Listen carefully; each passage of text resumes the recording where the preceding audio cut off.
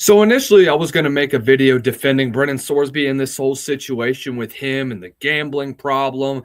But now this is getting out of control. There's a lot of new reports with how much he gambled, what the situation is, and what is going to happen to him. Is he going to even be able to play in 2026?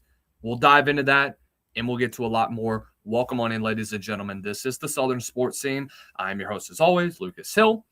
Make sure you all do us a favor. Y'all hit the like, share, and subscribe button down below. Turn on the bell notifications so that you are notified every time we go live, every time we post a new video, and every time we post a new short here on the Southern Sports Scene. Every live show brought to you by our good friends over at FrostBuddy. Going over to frostbuddy.com. Use our promo code SSS15 to get 15% off of your first purchase. That's code SSS15 to get 15% off of the first purchase. Also, thank you to our friends over at Chike Nutrition. With 20 grams of protein, 1 gram of fat, 1 gram of sugar, you can get the best possible start to your day. You can always get every day started with a healthy, hearty cup of coffee. Okay.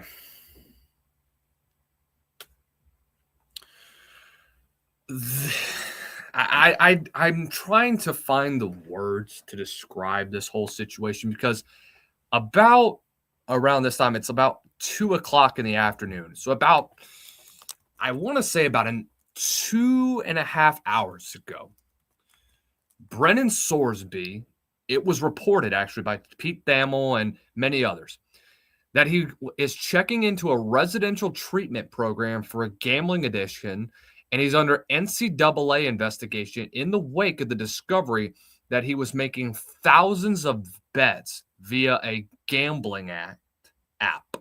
So I don't necessarily know what happened here.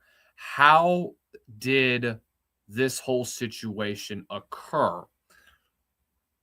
There's sources that have said that there's been a steady flurry of small bets that have come over a certain period of time.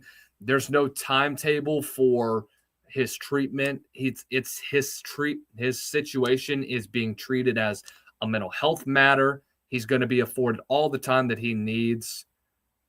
This was very unprecedented, honestly. I was not expecting this news to even come out, especially for a guy like Sorsby. I mean, I think he's got a lot of talent. There's a reason why he was one of the most intriguing prospects in the nation. So, I mean, he's one of the highest paid players in college football. $6.5 million is what Texas Tech paid for this kid. The NCAA rules, unfortunately, the NCAA does take sports betting very seriously. And if you gamble over $800 in this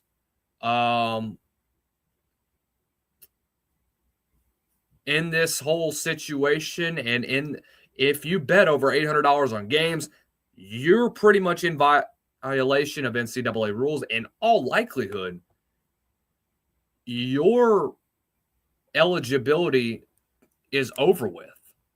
This is going to be a huge situation if he's ruled ineligible.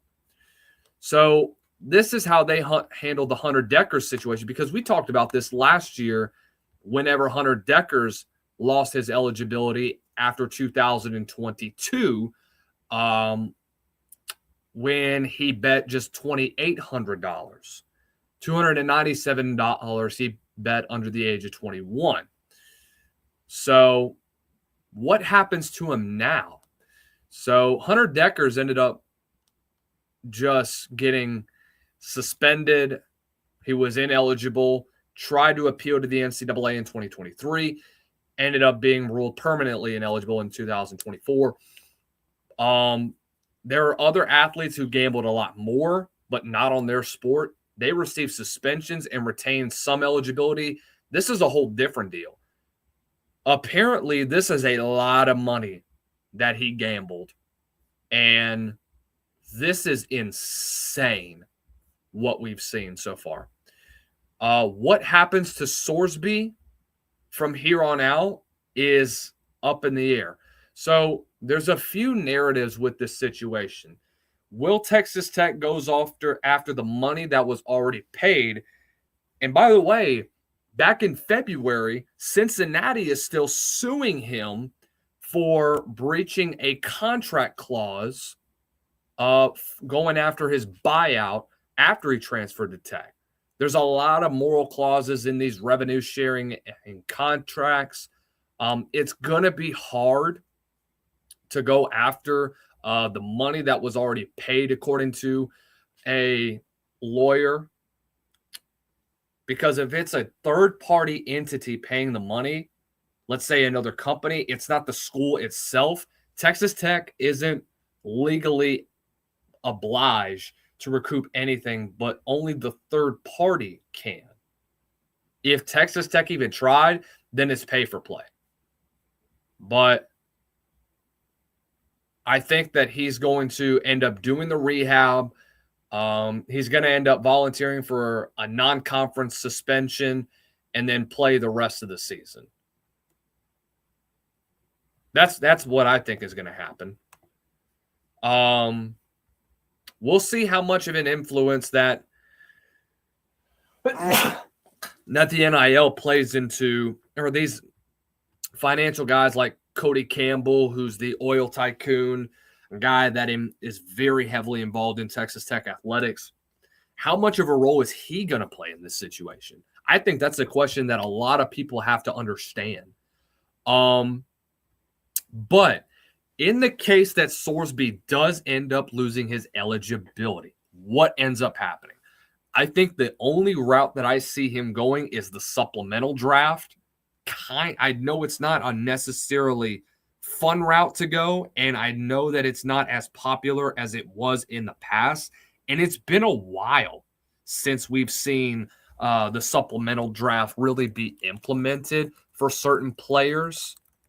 And it's been a while since there's been a supplemental draft pick. 2019 was the last player to be picked in the supplemental draft. But there's been a lot of interesting guys that ended up going to supplementals. Terrell Pryor went, Josh Gordon, Ahmad Brooks, who went on to be a Pro Bowler with San Francisco for a while.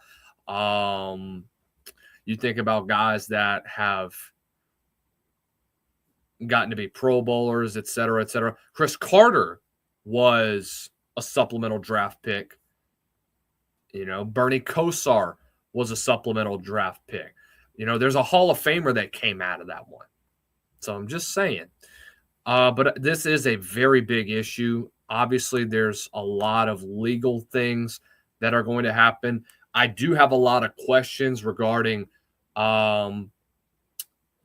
when were these bets taking place? Does he continue to have a gambling addiction? Is it just this one string of bets that took place between 2022 and during the end of his time with Indiana in 23? What all is going to happen at the end of the day? What's going to end up ensuing? So the guidelines, by the way, this is what, if you wager over $800, it's going to lead to the loss of 30% of a season of eligibility. So basically, he's probably going to be out for, I think, 2 or 3 games. I think your quarterback situation is going to be just fine. Even if Sorsby is suspended for a brief period, I don't know if he'll lose any eligibility. I think losing it completely is a long ways away from there. These are still developments that we are learning, but I'm only speculating because I think it's right to do so. And I was trying my best to try to defend him, but I mean, he put himself in his situation. So, guys, if you are somebody that has a gambling addiction or anything like that, please get help. Please talk to them. There's obviously an intervention that needs to happen. especially if you're a high profile athlete like Sorsby. I mean, this is a ridiculous situation for him to be in at the current moment. This is a really scary situation. And unfortunately, he may have to suffer the consequences for it. But guys, let me know what you think in the comment section below. Turn on the bell notifications whenever you subscribe to us here at the Southern Sports Scene. We will be continuing to track this story, continuing to bring you the latest updates tomorrow night. That'll be Tuesday night. We'll be live. We'll be discussing this and a lot more around college football, the NFL, the UFL. We cover it all here on the Southern Sports Scene. Guys, y'all have a great rest of the night. Y'all have a great day as well, whenever time you're watching this video. Stay blessed. Don't stress. See you later.